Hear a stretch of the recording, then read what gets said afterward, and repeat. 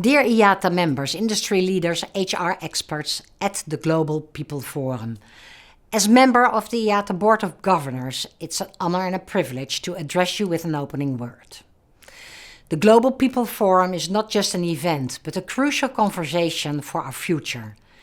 In aviation, our most valuable asset has always been and will always be our people. This forum brings together experts who are at the forefront of shaping how we think about talent management and development. We are facing challenges that require us not only to adapt but also to rethink how we work. Economical challenges, challenges in society, technological advancements like how AI is transforming our workforce.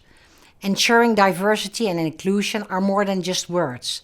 And of course, making sure our people play a vital role in reaching our targets and ambition in our sustainability agendas. People transformation is key in this and is always a journey, but a journey full of opportunities for growth, innovation, and most importantly, opportunities for our people to develop themselves.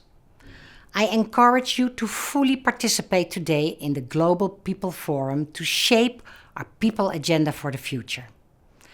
I wish you a very inspiring day that will be of importance for your personal growth and will also help our airline sector moving forward.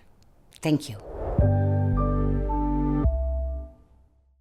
Bienvenue, welcome, grüezi in my very poor Swiss German, and I guess welcome in English to Switzerland. I know some of you, it's your first trip here in Switzerland, so do enjoy. We definitely gave you the most beautiful view in the IATA house, so don't forget to enjoy that, and hopefully many of you can spot your airlines from the window. So many of you know us, and honestly this morning has been so lovely. It's been like meeting friends again, actually without the video screen around us. So you probably noticed that I'm a little bit shorter than I look sitting next to David on the screen, because many of you have sat through calls with us through 25 by 2025, and we're so happy to welcome many of our 25 by 2025 signatories as well as the IATA training partners today. It's really lovely to meet you in person after all this time. So David and I are really delighted to see how much progress we've made since 2019 when we started the initiative. And I can't remember who said it to me earlier. You said to me, do you remember we said it would be nice to meet in person? And ta-da. Here we all are. So I am really looking forward to spending time with you all, to engaging in debate, and you know, again, reflecting on the change that has happened in the last couple of years. Yes, and as you were saying, Jane, it will be almost 5 years exactly in a few days that we've been launching the 25 by 2025 initiative.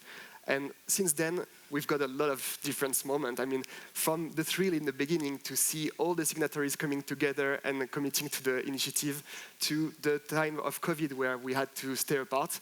But we somehow managed to stay all connected through one-to-one conversations, through the quarterly calls that you made live with your presentations and active participation. So it's great to have you finally here, as Jez was saying, because nothing beats the human connection, you know? And to talk about people issues, there's nothing better than that be all together in one room to meet, connect, and discuss about the people-related issues. Yeah, so we also have got some exciting things to share with you today. We're actually going to launch a little bit later the first Gender in Aviation report, which will reflect on your data. So, you know, we ask many of you that are signatories, please provide your data so that we can understand what's changed for you over the last couple of years. And we're really delighted to say we've got reasons to celebrate. They may not be, you know, massive. We haven't at all hit our target, but we're definitely moving in the right direction. And we can see progress since 2019. So that's going to be really interesting. We're really excited to launch that with you, because is a moment to celebrate. As David said, it's been a pretty tough couple of years for the industry, and it's fantastic to see us coming out of that now. So we do want to kind of celebrate that we're moving forward and actually that future vision is really important. Things have changed so rapidly, and we want to use this forum to talk about how can we be ready for those future topics. And we're going to talk about lots of different things, aren't we, David? Yes, so we have a 2-day lineup for you with a set of amazing speakers. So we want to thank you first, our speakers, for committing to present and share their views on the different topics that we're going to cover. So we're going to talk, of course, about D&I, which is why we first connect in the first place with 25 by 2025. We're also going to talk about how AI and new technologies is disrupting everything we know in HR and in the people agenda. We're going to speak about the skills for the future that we need to be equipped with, and especially with the new technologies coming as well. Organizational culture, talent attraction, so a lot of different topics covering the people agenda. Yeah, and David and I agonized about what to call this, and we ended up with calling it a forum. And remember, we spent a lot of time saying we didn't want it to feel like a conference, that was too formal. But like the idea of a forum, if you think to, I guess, the Roman days when they had forums, they were places that you would come together and exchange ideas. So there was as much time talking amongst one another as there was passively listening. So of course we've got great speakers for you to listen to, but we've also interjected it with plenty of opportunities to talk about some challenges that you face and to share in a safe space, because many of you are HR professionals and we all get invited. I mean, I think you can fill your diary with invites to HR conferences, but it's very hard to talk about some of the unique challenges that we have in aviation. So we really wanted this to be a forum where we can share ideas, we can look to the future, and we can think about, what comes next and build upon one another's insights, because many of you, David and I know because we speak to all of you individually, but you don't always speak to one another, but we know many of you have got very similar challenges. So we really hope it will be informal and engaging and something that you can take key lessons away from. So yeah, during the 2 days, we will ask you to get away from your comfort zone a bit, and we'll encourage you to move tables, to meet with new people, and to switch up your groups during the table discussions that we will have, making sure that you're always speaking with new people, because the strength of this forum is that we have all diverse perspectives, diverse ideas, and you never know. The people that you may connect with today may have one solution that you've been looking for. Yeah, and so we're dispensing a little bit with the formalities that you see. We're not doing big bios for our speakers. We've all got LinkedIn. You can all go take a look at what they've done. But actually, the reason we didn't do that is because we want you to connect with them on a human level. So go up to someone and say, I heard you speak, or I saw you, what's your background? What do you do? Where do you work? Because we've all got one thing in common, and that's that we care about people and the industry for the future. So with that in mind, we encourage you to make the very best of every conversation, every connection you will make today. And we can't wait to get started, but like every good flight, we need to do a safety demonstration first. No life jackets. Welcome to IATA. This video outlines what you should do in the event of an emergency. You'll hear an alarm if there's a fire or another reason to evacuate the building. An announcement will give you instructions on what to do next. Don't panic. You should leave the building immediately, but you'll find help on hand to guide you. There will be members of IATA Emergency Response Team available to help. You'll recognize them by their green armbands. Make your way quickly but safely to the nearest emergency exit. There are 2 on each floor, one facing the airport and another next to the elevators.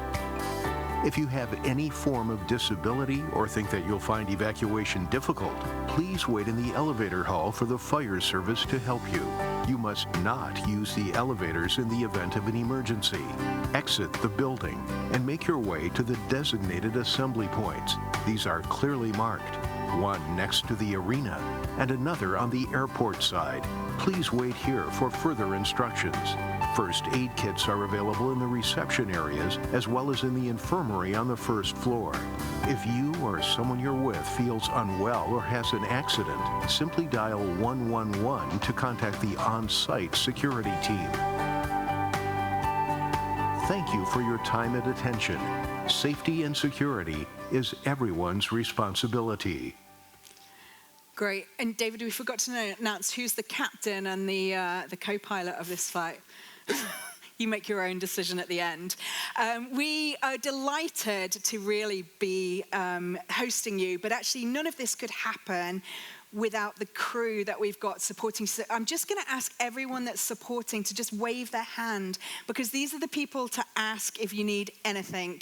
And probably the first question will be, where are the bathrooms? And I would say that's the first challenge in the IATA building, is to find them. They're down on the 4th floor, but even that's no guarantee of finding them. They're kind of slightly hidden off to the left-hand side. So if you do need to go, feel free. So if everyone can just give a quick wave again, and you can look at anyone. We've also got little green badges. So on our badges are little green spots. So do shout out if you need any help. So this is the team that have been putting this together for you. I know we normally finish with thanking the team, but I thought it was important to actually start with it, because this event happens because of everyone on that slide. So thank you to the team.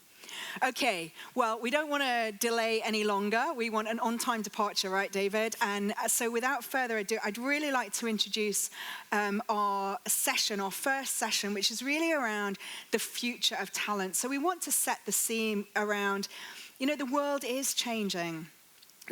We see it all the time. There's big shifts in the world and in aviation. So we're really going to set the scene for the first 90 minutes around what we see changing. We're going to hear from a couple of speakers who will give you a real insight into what they're thinking about the future of talent, and we're going to hear the results of the report. So I'm delighted to invite our first speaker to the stage. This is my boss, Anton Grove, and he's the SVP of PPD, which is People Performance and Development, or as you probably know it, HR. And we have to really thank Anton, because when David and I went to him in 2019 and said, we've got an idea of how we could maybe move the dial on gender for the industry, he didn't laugh. He said, yeah, seems like a good idea, and gave us the permission and the empowerment to make it happen. So Anton, I'd love you to come and join us on stage and give your perspective. Please welcome Anton Grove. Thank you. Thanks. I don't know, is this working? Yeah, it is. Good morning, everyone. Welcome to Switzerland. Welcome to Geneva, and welcome to the IATA Global People Forum. As Jane was mentioning, it's been a bit of a journey. But we wanted to move from the strict focus on gender and the initiative of 25 by 2025 to actually start discussing broader people issues that affect all of us. And I've met with a couple of you now and in the past, and we often hear the same issues, and we're all facing the same issues. So a lot of you have come together today through this 25 by 2025 initiative.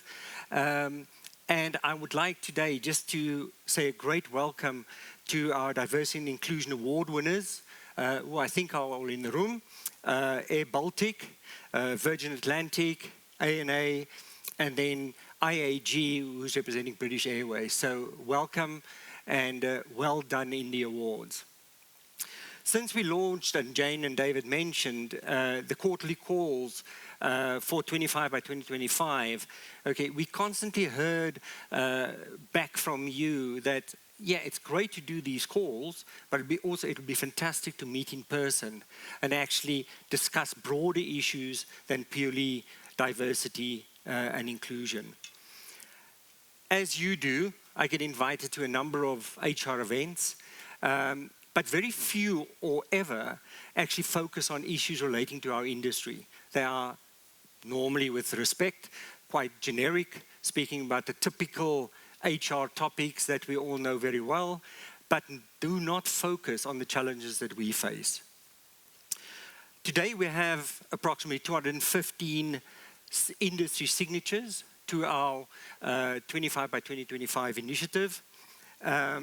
And even though that is fantastic, IATA has the same objective and the same challenge. And I'm extremely happy that at this point we are just over 25% on our 2025 target. Now, again, for me, it's not so much about where are we exactly in the target, but have we moved in the right direction? Have we got the focus on the topic that is critical to all of us? And my analogy is simple. If we take the world and we look at the number of men and women in the world, if we exclude females in our industry, we're excluding about 50% of a potential workforce and 50% of talent. So I think it is a crucial topic, not just because it's the right thing to do, but it's good for business. We have also managed now to get more gender balance in the IATA governance roles. And at the moment we have, as a minimum, 25% in those, which is also great. We at IATA also have a focus, not only as IATA, but also from our board, in terms of the representation we have at our events. And I'm very happy today that we have more than 60% female presenters. So well done, everyone. As some of you might have, I've worked in a number of different countries around the world, everything from Africa, Central Asia, Middle East, Europe. And each culture brings a very unique perspective. Our experiences with diversity definitely differ, but the fundamental need for people remains the same for us. We face many challenges in our industry, yet we also see a number of opportunities. And that is part of the next 2 days, to be discussing these opportunities and how do we overcome these challenging. And in most part, it's by leveraging a more equitable workforce. David and Jane have spoken about the areas we'll cover, such as future skills, talent attraction, AI, advancing diversity, equity, and inclusion. And we believe that these are really key areas to ensure a future for our industry. These 2 days, as Jane has said, is about shaping ideas, talking to each other, networking, making connections, but also challenging each other on typical stereotypes. I thank you again today for being here. It's been long in the coming. It's great to see you all, and please, let's keep those discussions going and make friends. Thank you very much.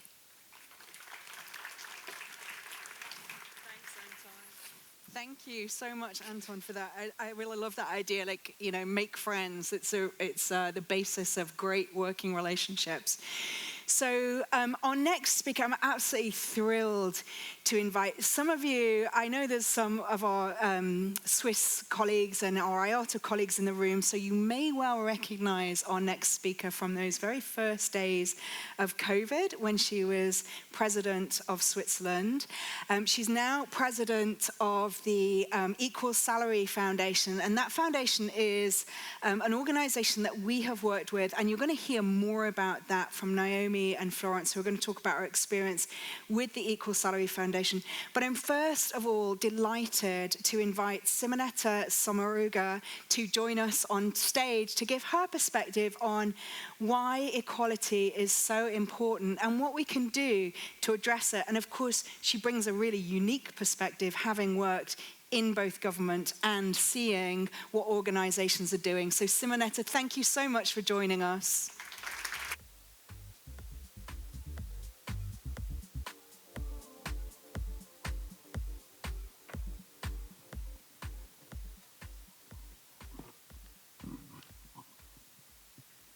So, dear ladies and gentlemen, welcome to Geneva. I'm delighted that you are holding this forum in Switzerland, and I'm pleased to be with you today.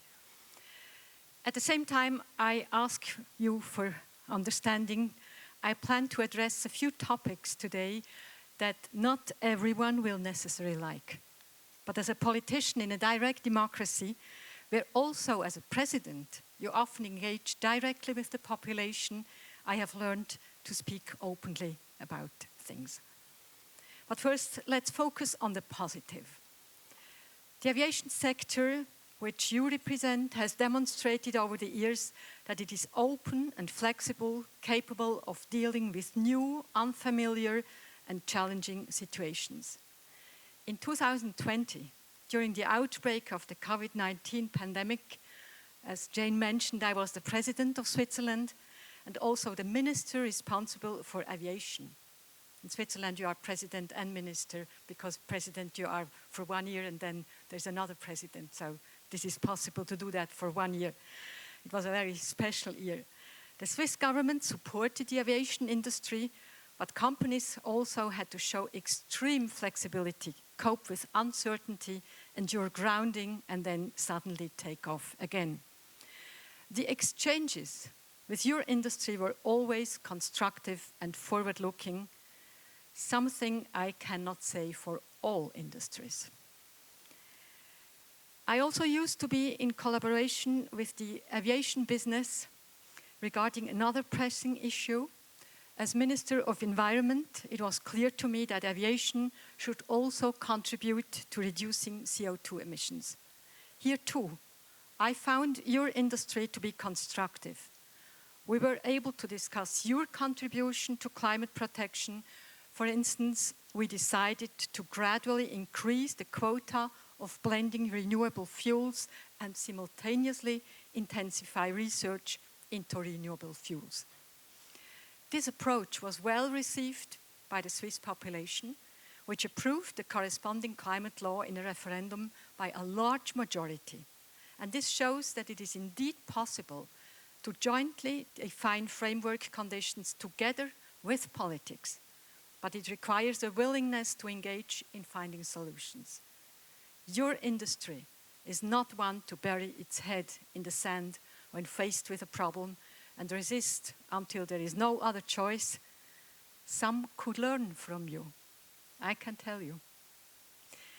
Today, we are addressing another challenge that not only you, but also many industries are facing. I'm talking about talents, the young, well-educated, innovative, and committed professionals that are essential for your future.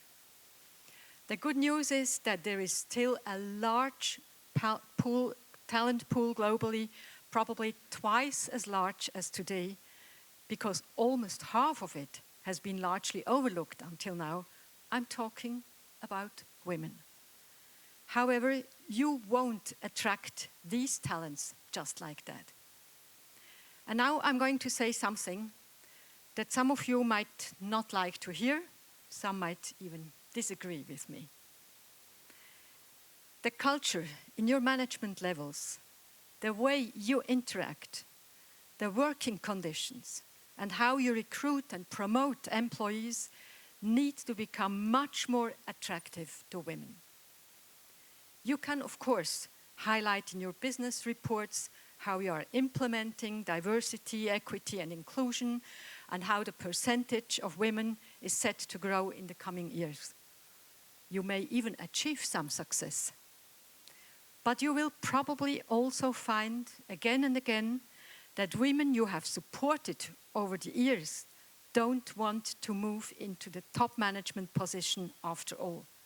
Or, as studies from various industries show, that women you have recruited at great expense leave their leadership positions after a short time. By the way, women don't do this because they are less tenacious or less persevering than men. They do it because in many leadership circles, a kind of monoculture, I could also say a male-dominated culture, still prevails, where women ultimately feel that they don't quite belong, even if they fully adapt to the male order. The reason may also be that women, and more younger men, by the way, are unwilling to focus their entire life exclusively on their job. And perhaps they are right. To remain creative, to remain socially and emotionally fit, work alone is not enough. even if it's the best job of the world. When women who have been elaborately recruited end up not wanting to move up the career ladder or leave shortly after, it's frustrating for everyone. It's expensive, and it's also quite a waste of time. So I'll be straight. The search for talent, for professionals and highly motivated employees, especially among women, starts with changing your corporate culture in your executive board and board of directors. There must be a willingness and openness at the highest level of leadership to create a corporate culture where women with their skills and differences can truly contribute. No woman wants to be hired just to improve your statistics. No. No qualified woman will settle for that. She wants to be hired for what she brings to the table, what she's capable of, and what she can change. Believe me, as a woman, you can immediately sense when you have been chosen, but the business continues as usual. Men meet informally, and the key decisions are made after midnight in the cigar lounge or on Sunday morning on the tennis court, at times when women are almost certainly not present. This is not attractive to women, and most women today no longer tolerate it.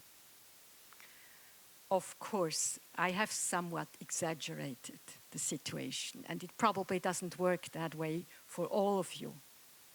Still, you will only attract talents if you incorporate different perspectives and needs regarding work and work-life balance throughout your company, including at the very top. In plain terms, this means a change in corporate culture is essential. And this is exactly what the Equal Salary Foundation aims to achieve.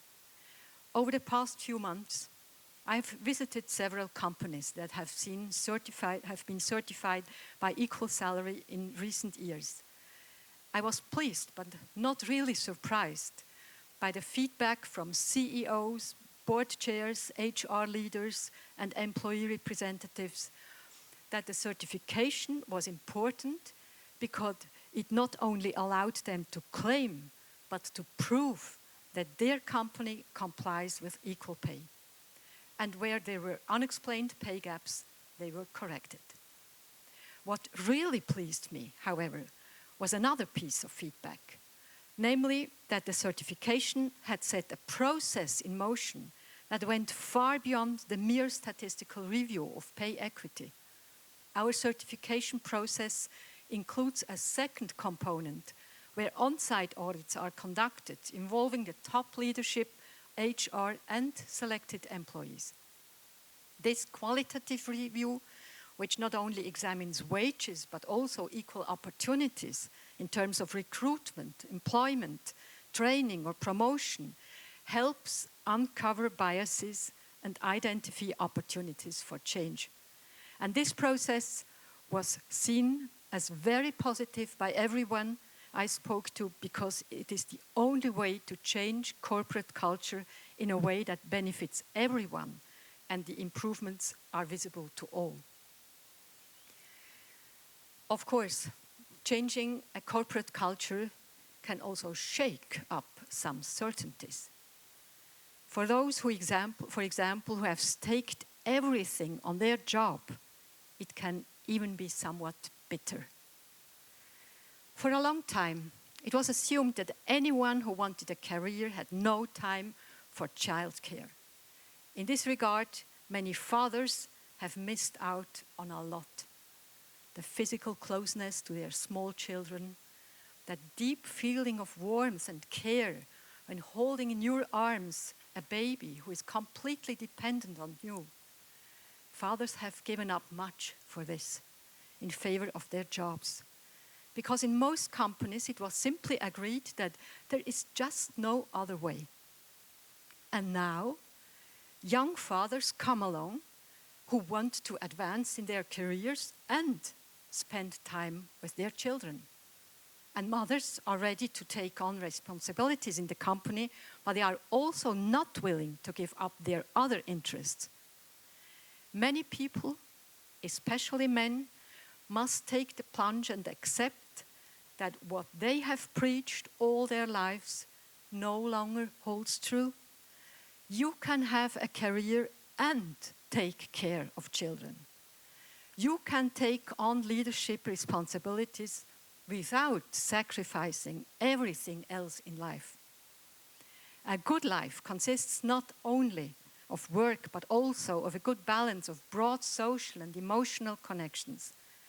The top sharing model we have at the management of the Equal Salary Foundation with our 2 part-time CEO is a good example of adaptability to this new paradigm. I believe this makes clear that gender equality is not simply a tool for the advancement of women, but that gender equality enables women and men to lead a balanced life, a life that takes into account different needs and finds solutions to make them profitable for everyone. Ladies and gentlemen, thank you. Those companies who pursue diversity, equity, and integration only to satisfy regulators and write nice sentences in the annual report will have no chance with the real talents. But if done right, diversity, equity, and integration has the potential to go far beyond nice statistics. Numerous studies have shown that diversity in leadership improves ESG, and not only in the social area, but also in environment and governance. Women often bring different assessment and priorities. They are more open to environmental and climate issues, more sensitive to governance questions, more often support transparency, and give more weight to human rights than men do. And I have seen this on a national level by looking at women's voting behavior in Swiss referendums. Again and again, women vote more progressively on environmental and social issues. Ladies and gentlemen, there are so many good reasons why it is worth opening up your leadership teams to more diversity, and I wish you much pleasure and success in this mission. Thank you.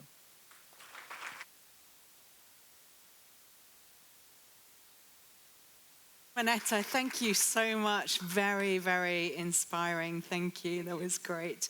So lots of food for reflection. I'm sure we'll have lots to talk about later. A couple of things. I really liked what Simonetta said about it's not about nice sentences in the annual report. Just out of curiosity, how many of you in the room have a female CEO? 1, 2, 3, 4, 5. It's interesting, just kind of a piece of perspective. When we first started 25 by 2025, and I promise after this morning we'll stop just focusing on that, but this morning's a little bit around 25 by 2025. There were 3 female CEOs in the IATA members. There's 32 now, so that's quite a big difference. But again, it's not enough. It's not enough if there's a female CEO and then the management team is kind of all male. And it's not enough unless we're systematically looking at that. So Simonetta talked a little bit about the robustness of the equal salary certification. So I'm really delighted to also invite, she also talked about sharing jobs and co-CEOs. So we're thrilled that Naomi Storbeck is one of the co-CEOs of the Equal Salary Foundation, and she's joining us on stage today to talk about the work they do. Welcome, Naomi, and thank you for joining us. Not only to sing the song, but dance lifespans to the rhythm of love. Ladies and gentlemen, it's an honor for me to be here today to walk you through what we do at the Equal Salary Foundation. As Ms. Samaruga just said, losing a key team member is frustrating, it's expensive, it results in the permanent loss of tacit knowledge, of irreplaceable expertise, and it adds stress to the rest of the team. I'm here today to present you an actionable step to help you retain performing employees. A step that will not only boost their satisfaction and loyalty, but also drives lasting strategy towards equal employment. And that promotes diversity across all levels of your organization. And the good news is it also supports your 25 by 2025 commitments. Equal Salary is a not-for-profit foundation. We were born 20 years ago from a very simple idea. Our founder wanted to create a practical and scientific tool to advance gender equality. She wanted to provide companies with an effective method to ensure equal pay and equal opportunities in the long term. This idea led to the creation of a certification, a process that embeds equality into the fabric of your company. 20 years later, Equal Salary has become a global reference. At Equal Salary, we are convinced that saying that you pay equally women and men is not enough. I've heard that so many times. Equal pay, of course, we already respect that. But how can you convince your staff? How do you make sure that they believe you? It takes proving. And the most credible way to prove your commitment is through a third-party endorsement. At Equal Salary, we have recently undergone an ISO audit to obtain labels for IT security and data protection. With that, we have immediately experienced the impact of a certification. It effectively brings trust to the conversation. A certification on equal pay is like icing on top of the cake.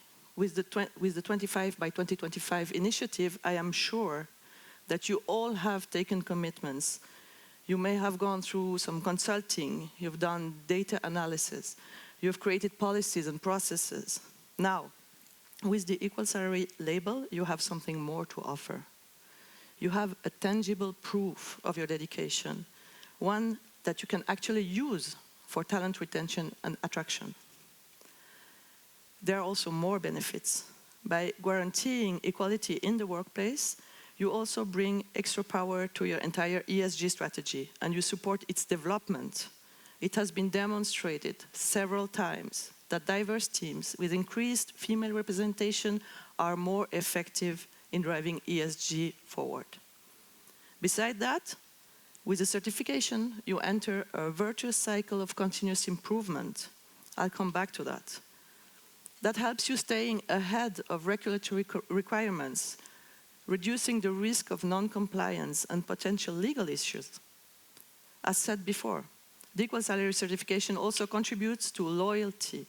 When employees trust that their company treats its people fairly, it strengthens the sense of belonging and their commitment. And to offer equal opportunities to all reduces frustration and turnover linked to perceptions of prejudice. With diverse teams, you also foster innovation, and with innovation comes better economic performance. All in all, you become an example for others to follow. So practically, how does it work? You may already be familiar with ISO standards for management systems like 9001, while Equal Salary is pretty much the same. We check your management system, particularly your HR management system, to verify how well it integrates equal pay and equal opportunities.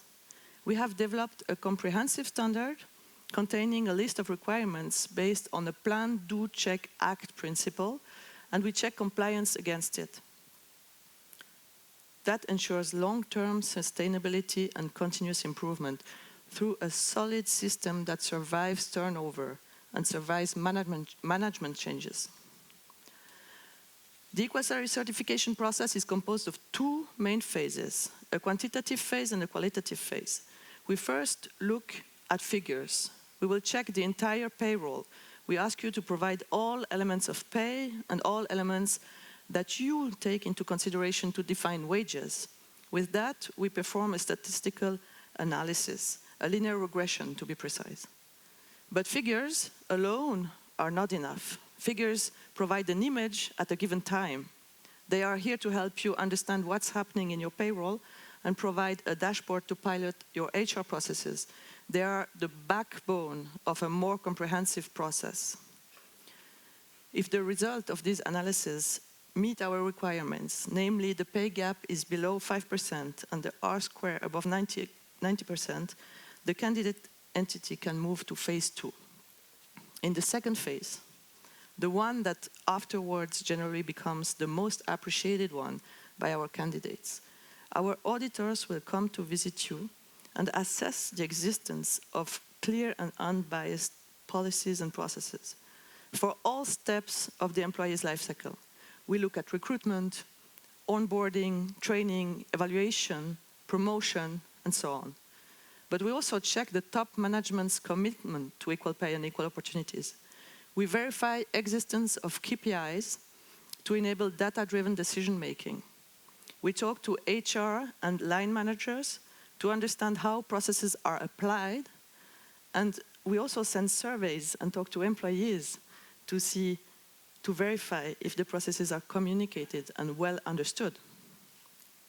In fact, we check that equality has infused through all levels of your organization. At the end of the process, you get a detailed report with our findings, recommendations, and potential non-conformities that need to be addressed. It gives you a clear overview of what works or not in your processes, and then over the 3-year validity period of the certificate, we check the improvement during 2 monitoring audits. So in fact, you're not just getting a label, you also get a clear roadmap to a more fair organizational culture. To give you a concrete feedback of all that, I would like to hand over to someone that has truly experimented our process during IATA's global certification procedure. I'd like IATA's Director of Reward and HRIS, Florence Berguin, to join me. Thank you. Thank you, Noémie, for the opportunity to share our experience. So indeed, early 2020, we decided to embark into a global equal salary certification for our main 7 offices. Selling it internally has taken some time and effort, as of course it requires resources. Okay, but once it became clear that this certification would provide a demonstration of our commitment to paying men and women equally for equal work, and also our commitment to non-biased HR policies and processes, that it would be beneficial for our employer branding, both internally and externally, we got full support from our Director General and IATA senior management as a whole. So as explained by Noémie, we went through 2 distinct phases back in 2020 and 2021. Firstly, the quantitative phase, where we provided compensation data for all our employees, including executives, in the 7 locations. Something to note here is the methodology that is being used, as it has been academically validated by the University of Geneva. As you probably know, some countries with mandatory gender pay gap reporting use different methodologies, which are not comparable and sometimes questionable. So we see the methodology that is being used in the equal salary certification as more robust and also appropriate for international comparisons. So all our locations passed the test, which requires, as Noémie explained, that unexplained gaps between men and women's pay are below 5% on average.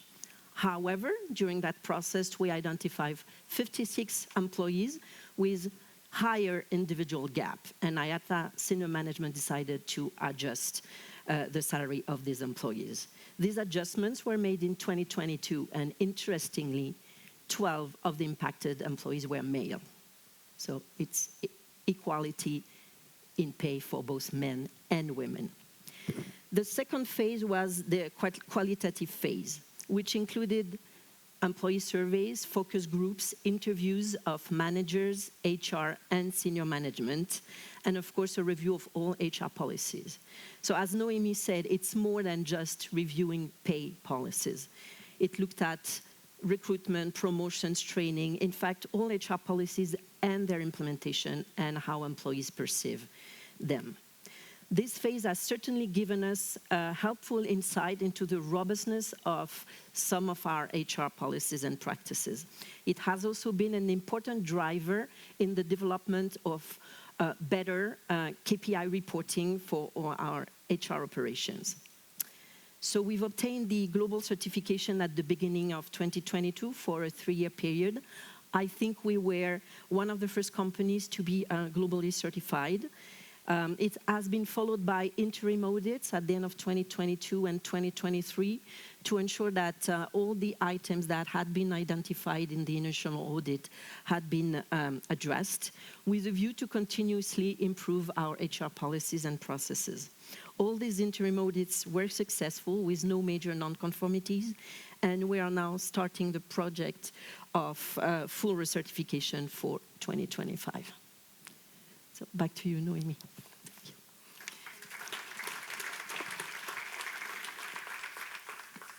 Thank you, Florence, for this enlightening testimony. That's exactly what we want you to experiment. By embracing the certification, you're not just ticking a box. You're driving organizational resilience. You gain global insights on your data, and you create trust within your teams. You clearly show that your company aims at treating its employees fairly and has put in place what it takes to support this. To conclude, in these uncertain times marked by tensions and crises everywhere, it's more crucial than ever to take positive action, to unite people, to restore trust. Diverse teams are essential to addressing these challenges, and I firmly believe that our solution provides a solid foundation for that. We offer the opportunity to create resilient, innovative teams that will lead your company through future challenges. Together, we are the actors that can make a difference. So let's lead by example. Thank you. Thank you so much. Thanks. Oh, I'm going to steal that clicker from you for our next speaker. Thank you. Really interesting. Equality is infused through your organization. We're going to talk a little bit later throughout the days around kind of creating that culture where it really does get infused through the organization, and how do you do that? So I want to switch gears a little bit and move to data. So data's really a buzzword. I don't remember data being talked about quite so much when I first started my HR career, but it's absolutely the essence. So Noémie talked about, data for the equal salary audits and how important that is. We ask all of you for your data. So again, I'm just going to ask for a quick show of hands. How many of you are signatories that have sent your data to us in the last 2 years around 25 by 2025?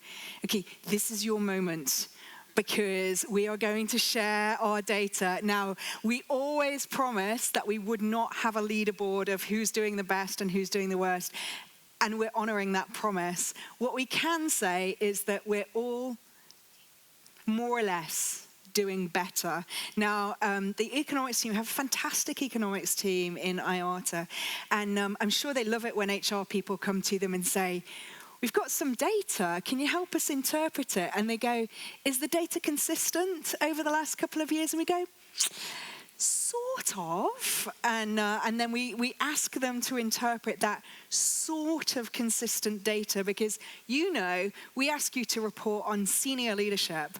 And senior leadership means totally different things to different organizations. So we gave them a nearly impossible task. And what you're going to see is how they took that data and they've been able to reflect back how well we are doing against 25 by 2025.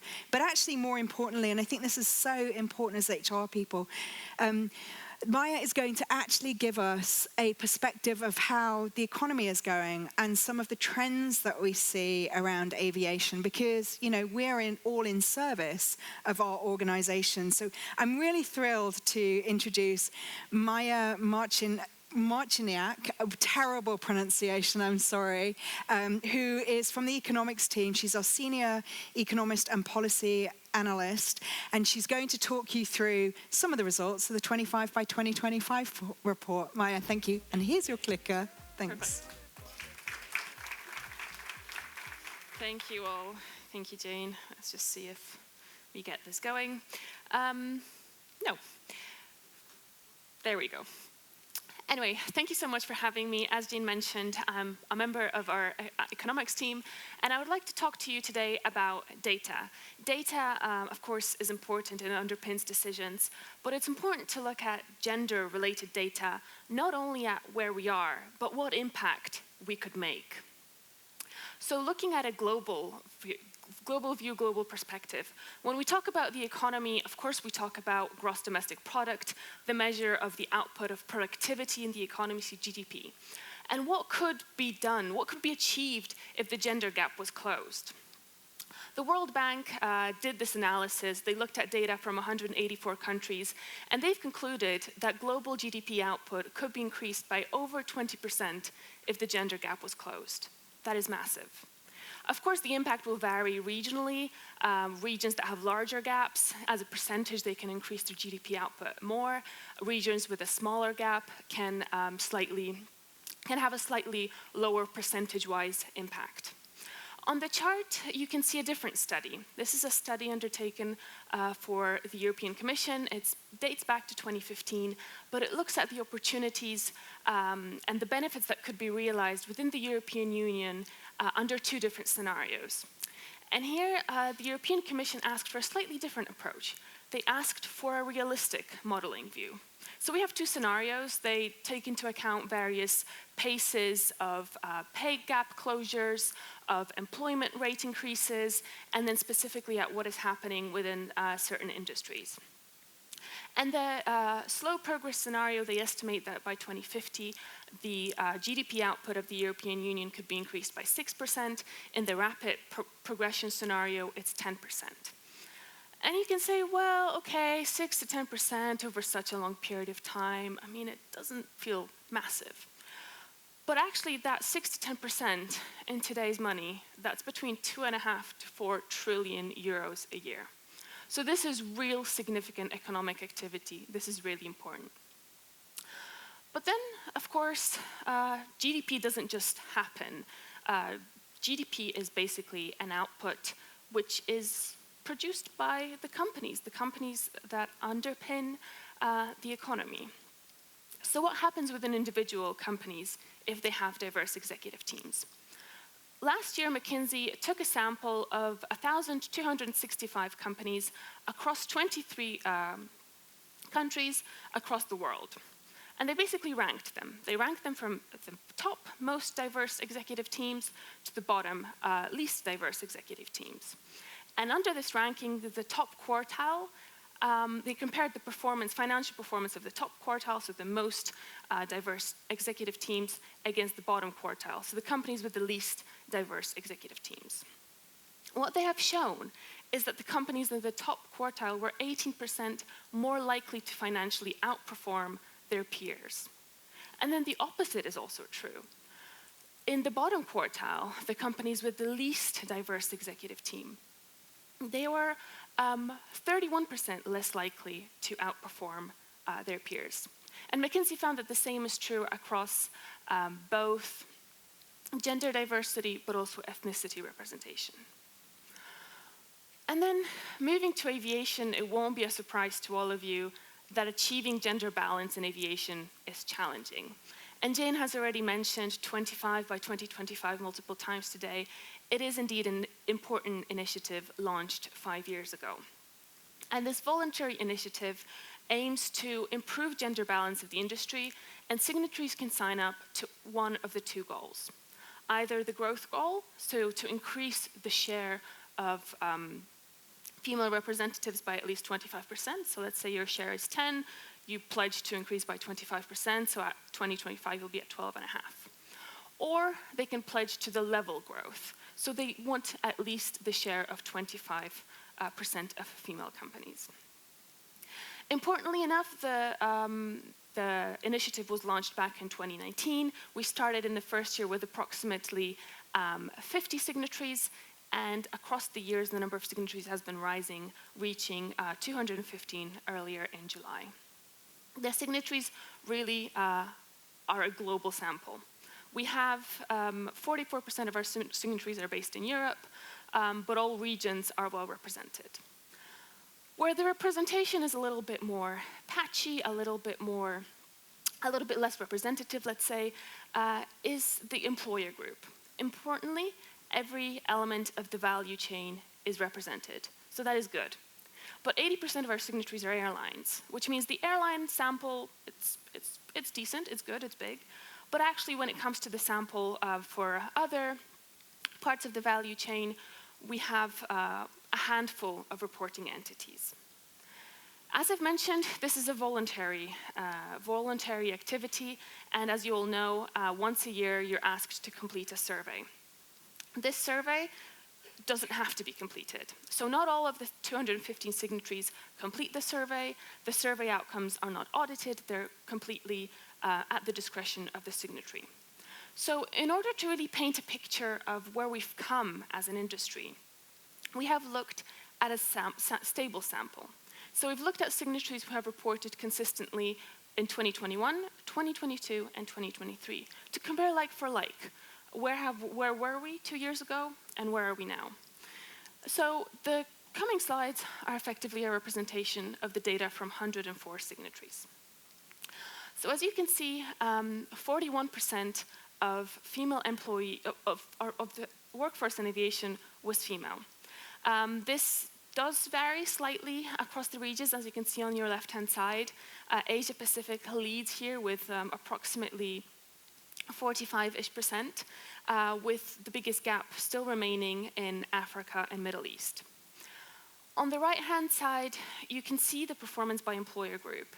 And this is where the caveat is really important. For airlines, we have a large number of reporting signatories. For all the other parts of the value chain, it's a handful, it's a small sample. So I would say this is representative of what our signatories are doing, not necessarily of the industry. Unsurprisingly, actually, airlines are seen to have the most diverse workforce. But this is predominantly, of course, driven by the share of females we see in our cabins, the cabin crew. This is basically why the global average of our signatories is 41%. It's this one group of employees. So looking in more detail at where we've come from, we can see that overall there has been a rise in employment. A rise in employment across both females and males. Here you can see how many net new female employees we have across four important kind of monitoring groups. So we look at senior positions, we look at flight deck, so we look at the cockpit crew, we look at technical roles and support roles. Overall, the number of females, as reported by our 104 signatories, increased by 14%. And this is when compared to an increase in males females 18, males 14. So more females than males as a percentage. And of course, this is also a reflection of where we were in 2021, whereas post-COVID, a lot of our signatories had a slightly reduced workforce, and we have been slowly rebuilding over the past 2 years.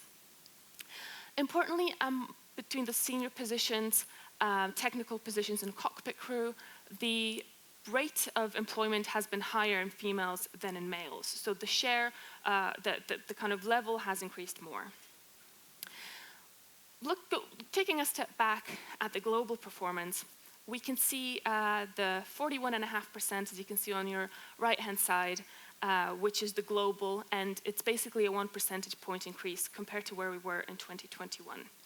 Across nearly all the regions, if we could just step back to the previous slide, across nearly all the regions there has been an improvement.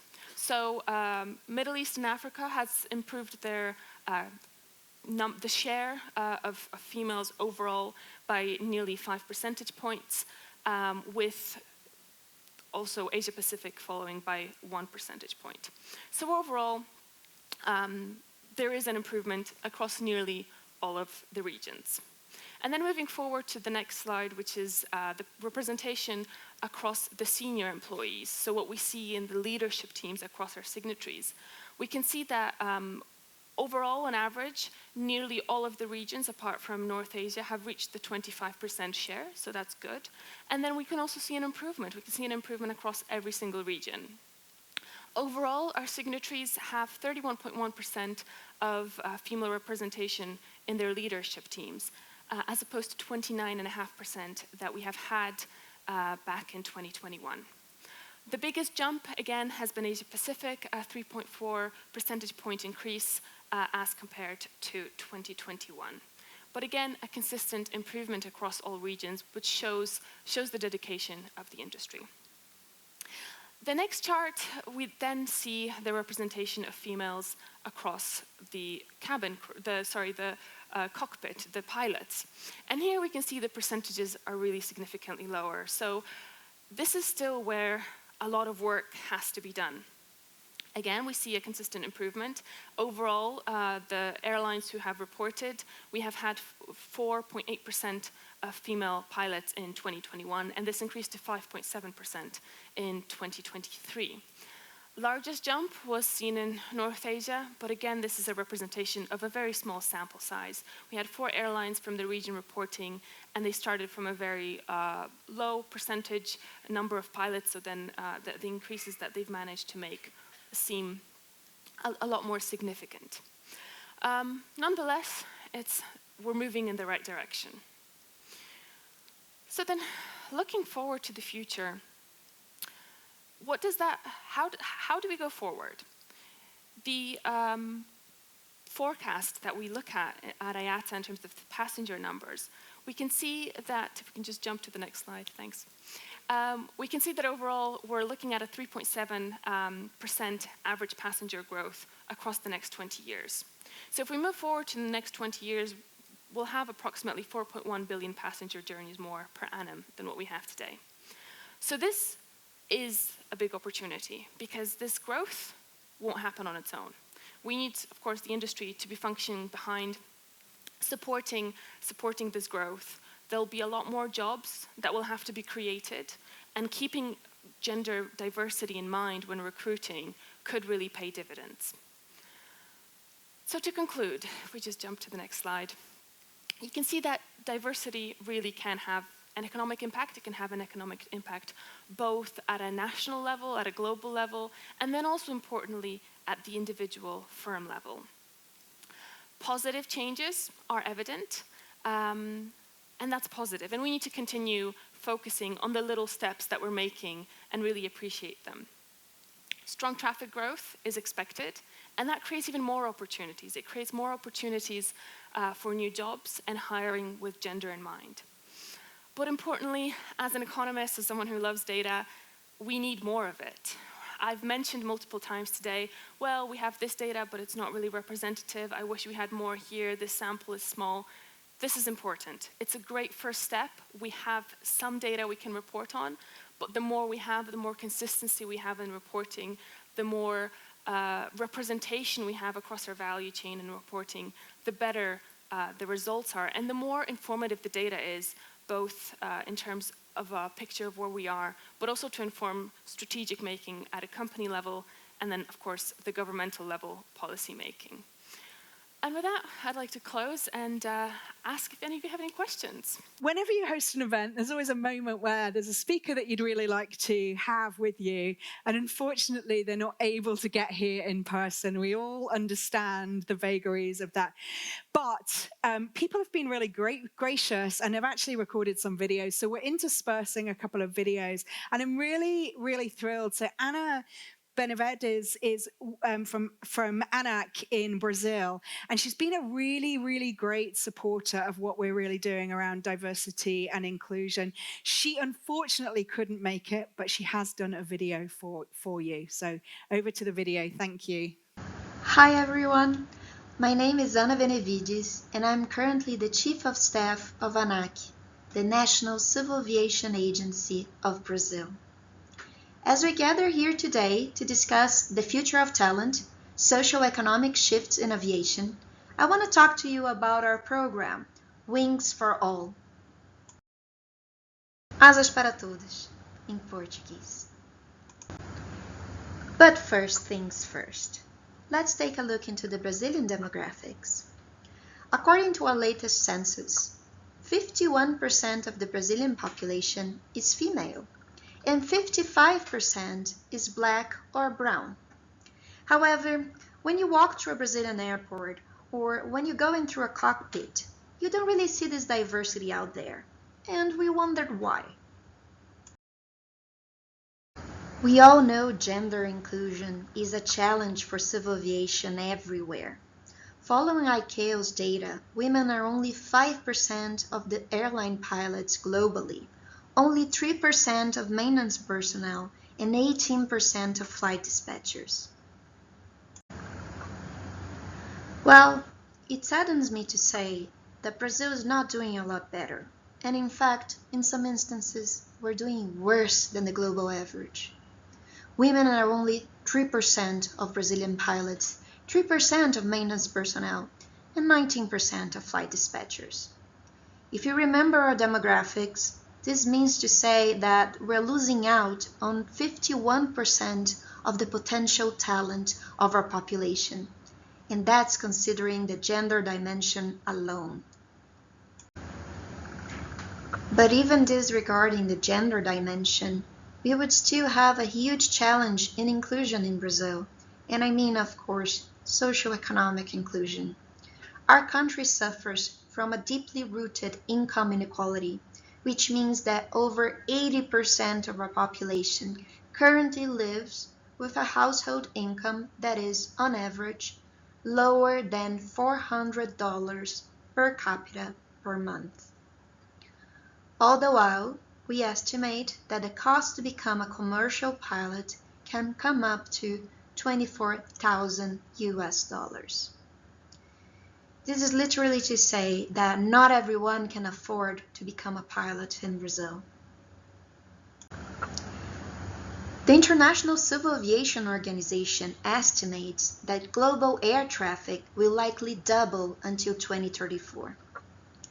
Promoting the inclusion of the population we serve into the civil aviation workforce is not only the right thing to do, it is also an imperative for the sustainable growth of the sector.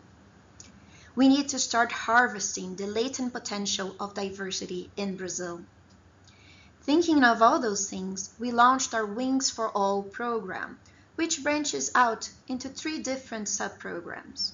Women in Aviation, which deals with gender disparities, Inclusion and Diversity, which deals with socio-economic inclusion, racial inclusion, and combats other forms of discriminatory practices, such as ableism. And Training and Development, which offers new opportunities for diverse talent to enter into the workforce. We do believe that education is the spinal cord of this program, as we can only achieve social change through education. Wings for All is an umbrella program encompassing several different projects that aim to foster diversity and inclusion in Brazilian civil aviation. We need to address the existence of barriers to entrance in some careers, particularly the socio-economic barriers. We need to address the lack of diversity we have within our labor market. And we need to bear in mind we have a potential for shortage of labor in the coming years. We believe ANAC can be a catalyst for change, as we can call upon the several different actors and coordinate actions in order for us to cooperate with one another. And lastly, but not least, we believe education can be a drive for social change.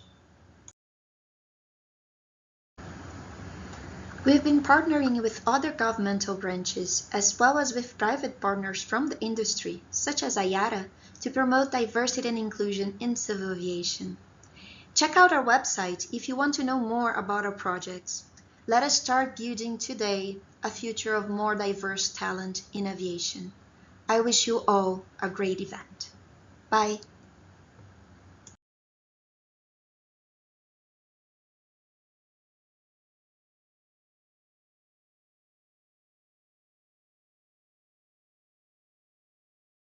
So thank you to Anna for doing the video.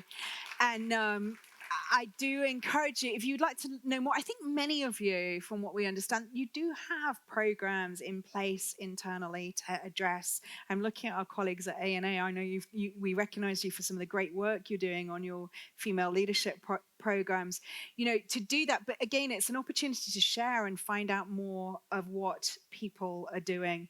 And, I think it's about incrementally moving forward, isn't it? Where we can put programs in place that help us, that address, again, what Anna talked about, which is really interesting, is real representation.